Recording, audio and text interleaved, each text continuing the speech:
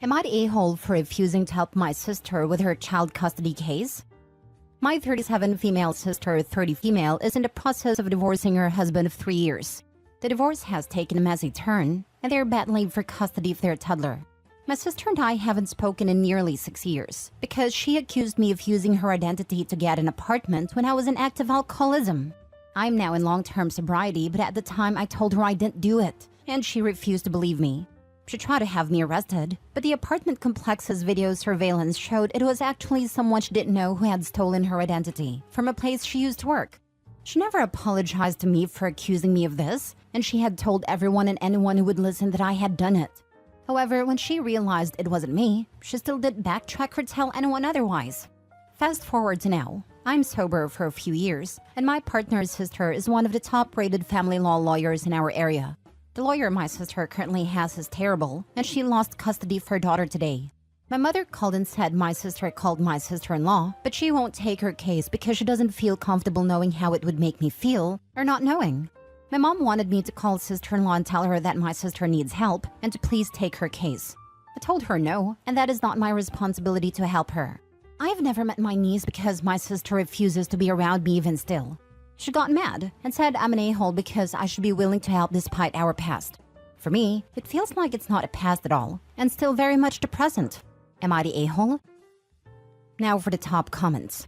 Not the a-hole. May I make a suggestion? Call your sister-in-law and tell her that you appreciate the way she handled your sister. Let sister-in-law know that you'd prefer her not to take the case.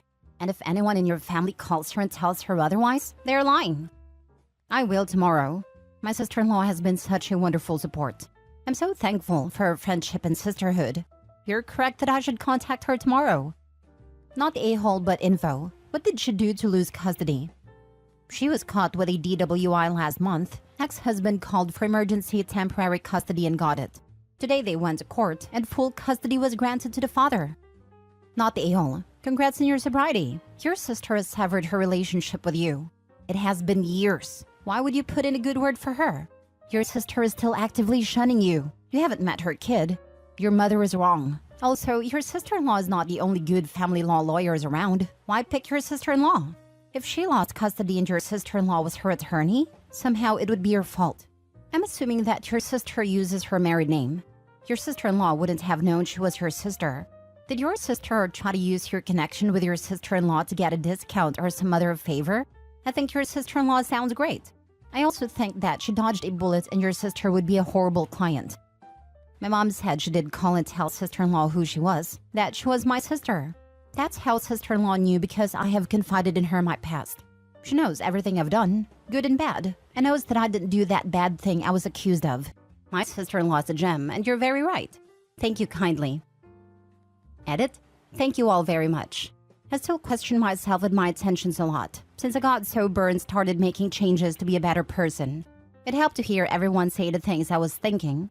I appreciate all the feedback very much. Much love. Next story. Am I the a-hole for not punishing my brother for cheating on his wife? My brother Jake has been with his wife Kate since high school, now separated. They have 2 kids that are both my godkids, and me and him are basically best friends.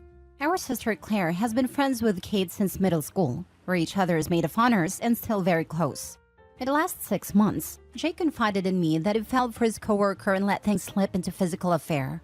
I encouraged him to tell Kate and be honest about it so to not live a lie. He told her. She was originally in denial and wanted to work through things, but Jake said he'd be lying to himself, and they are now in the midst of divorce proceedings. He and a coworker are now in a relationship.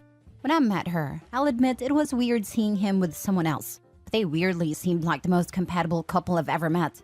They have way more in common than he ever did with Kate. They look at each other with such admiration. And despite how it started, I honestly think they could be together forever. I know I could be wrong there, but that's my hunch. So Jake and I are still really tight. We recently took our kids to a festival together this weekend. Just me and my kids and him and his. No partners. We had a great time, and he was telling me how happy he's been, and the kids seem to be adjusting to it much better than expected. I know it's all a process, but I'm glad he's doing well, and I'm glad to have him in my life. Well, our sister Claire is mad that I'm still hanging out with Jake. She's saying how she can't believe I have the audacity to approve of him being with a mistress. and that I should be trying to convince him to try to work things out with Kate, who is apparently still hoping for that. Or I should be no contact with him until he realizes how wrong he is and makes things up to her. Am I the a-hole for staying tight with him, helping him a little financially till the divorce/child support situation is figured out, and supporting his new relationship that seems to make him happy? I feel bad for Kate and all, but I just feel like they're a case of people who got married too young, and now he found someone who's a better fit for him. Edit. Regarding the child support. Kate makes about double him, and her job involves a ton of travel to where she's gone about 75% of the time.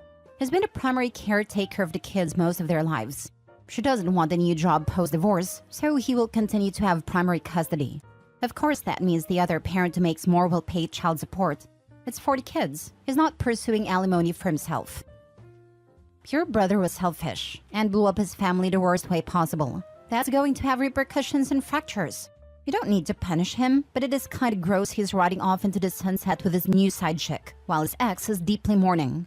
Don't condone it, but it is not your job to punish him. Going not the a-hole, but with some strong ick. I think the gross thing is trying to manipulate the brother back into a loveless marriage. The end game isn't just to get him to break up with a mistress, but to take back his ex-wife. Why? Because it's convenient for her? He doesn't love her, and familial shaming won't fix that.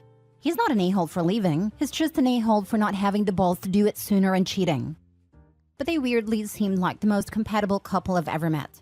They have way more in common than he ever did with Kate. They look at each other with such admiration. And despite how it started, I honestly think they could be together forever. I know I could be wrong there, but that's my hunch.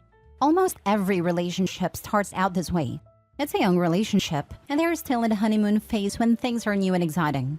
You didn't mention any major issues your brother had with his ex, and that left her solely because he wanted to get some action. That is so unbelievably selfish, especially since he has 2 kids. In a couple months or years when that initial flame burns out, your brother will probably look back with regret for destroying his family for short-term gratification. OP's comments make it even worse. His brother blames his ex, the breadwinner, by a far margin, for the fact that he cheated, since she was working all the time, but now he's going after her for financial support. So she's off working and making most of the money needed to support the family. He starts an affair, cheats on her for a while, finally ditches her to run off with a mistress, blames her, and now he wants to use the money she was making to build a comfortable life for him and a side chick. If she's working all the time, does that mean that he dropped his kids off somewhere so that he can bang his mistress? Anybody who is able to do that is a terrible person, and I see why the sister thinks so poorly of OP as well. The kids apparently spent a lot of time over at OP's house. OP mentions this in a reply. So not just somewhere, he was probably dropping them off with OP, who if so, wasn't just keeping quiet about the cheating, but actively enabling it. Next story. Am I the a-hole because I want to separate our funds if my husband continues to let his 22-year-old daughter live at home rent-free without doing anything or starting a life? I, Sarah, 38 female, and my husband, Josh, 40 male, have been together for almost 15 years. Josh has a daughter, Lori, who is almost 23. I've been in her life since she was 5. Lori came to live with us when she was 16 and ended up staying with us until graduation. I actually enjoyed having her around. It made house feel more complete. However, Lori has always had a mean streak, which I've kind of brushed off thinking is just some teenage angst. Lori's mother is manic-depressive, and there's a concern that Lori might carry this as well. But nobody really wants to discuss it openly. Lori doesn't talk to anyone in the house, preferring to spend her days in a room playing video games until it's time for work. When she does emerge, there's this palpable tension and she often appears annoyed. We get one-word answers and feel like we're walking in eggshells. She does have a part-time job that she seems to like, but she has admitted it's not a long-term career goal. As her stepmom, I've never set rules or imposed consequences. My husband wanted to handle his daughter's issues himself. The only thing I requested is that she helps with the dishes on the days she doesn't have a car, as I have to drive her to work and pick her up. She never pays for gas, and when I ask her to do the dishes, she just leaves them. If she makes coffee, it's enough for 4 people, but she never replaces what she uses. My husband usually ended up doing the dishes to avoid any confrontation. He doesn't want to enforce rules on her either, saying she's an adult and he can't make her do anything.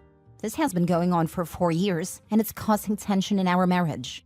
So I asked my husband if we could start separating our finances.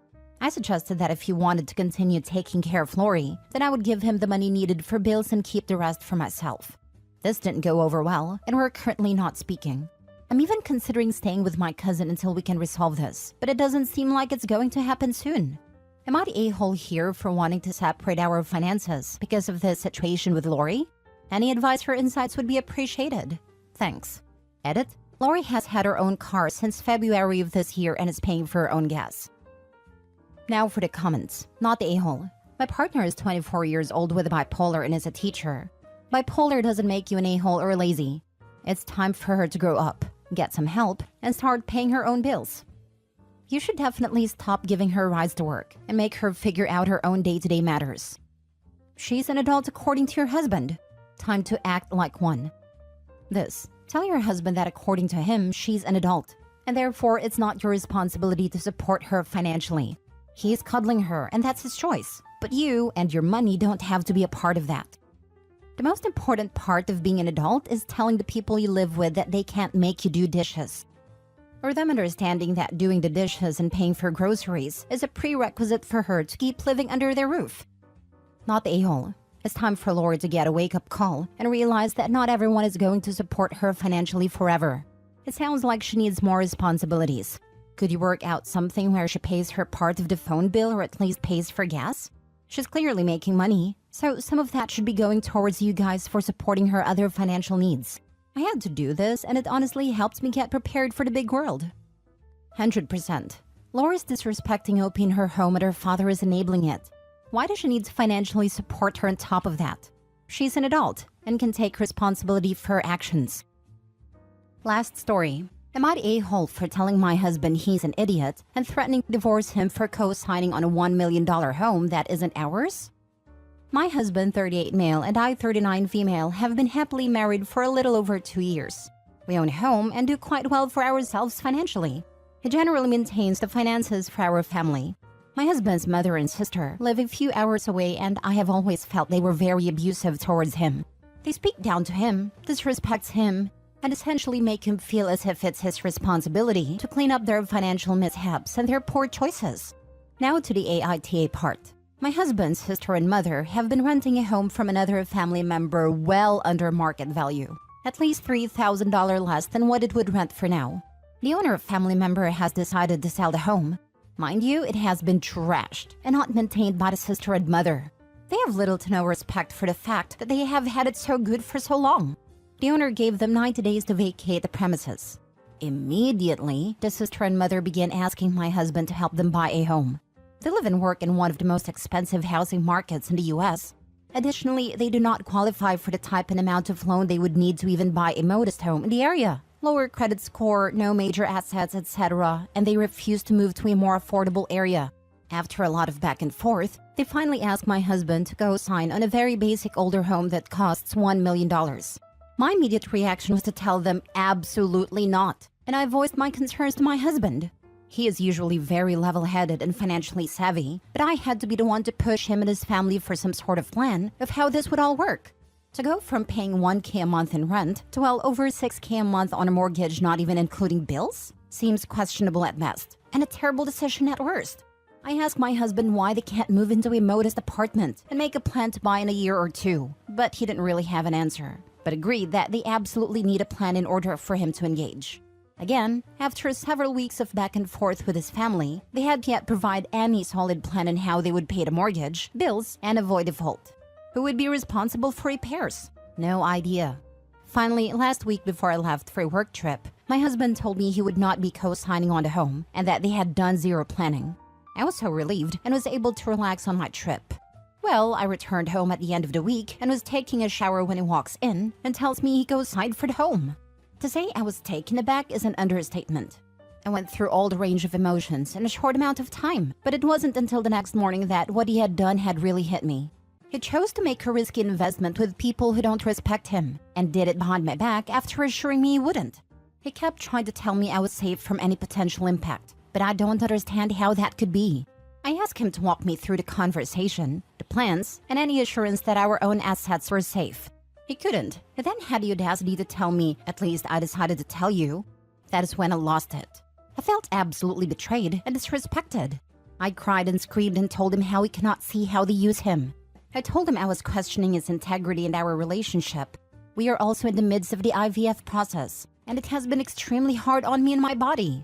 I told him I didn't think he deserved to be the father of my children, and if we did have children, his family would have limited contact and not allowed around my children. There are other incidents of how they have treated me with such disrespect that even I have distanced myself from them. That is also another reason why my husband decided for us to move away from them. Back to the subject. At first he was remorseful, but then he got defensive of his family. Even though myself and many others have tried to show him how abusive they are. I told him if he wanted any chance of making our relationship right, he was to immediately work with his mother and sister to write a contract that he had majority ownership in the home, so that if they continued to make poor decisions and default, he could sell the house.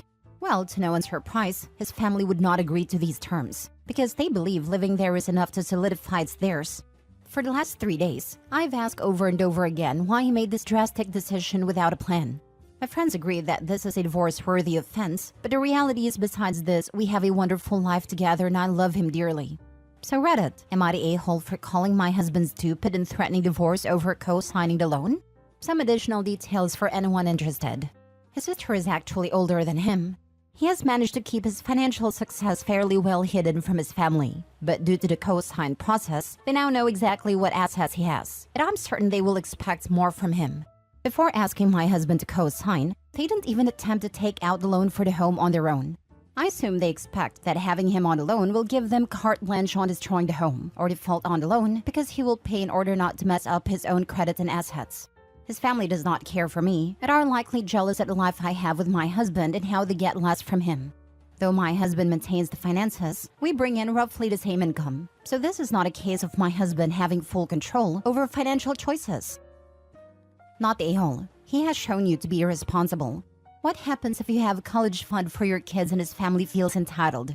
Please do not have a kid with him. Unless he could somehow get out of this mess and go no contact with them, I would definitely divorce him. Even then, I don't see how we would rebuild trust.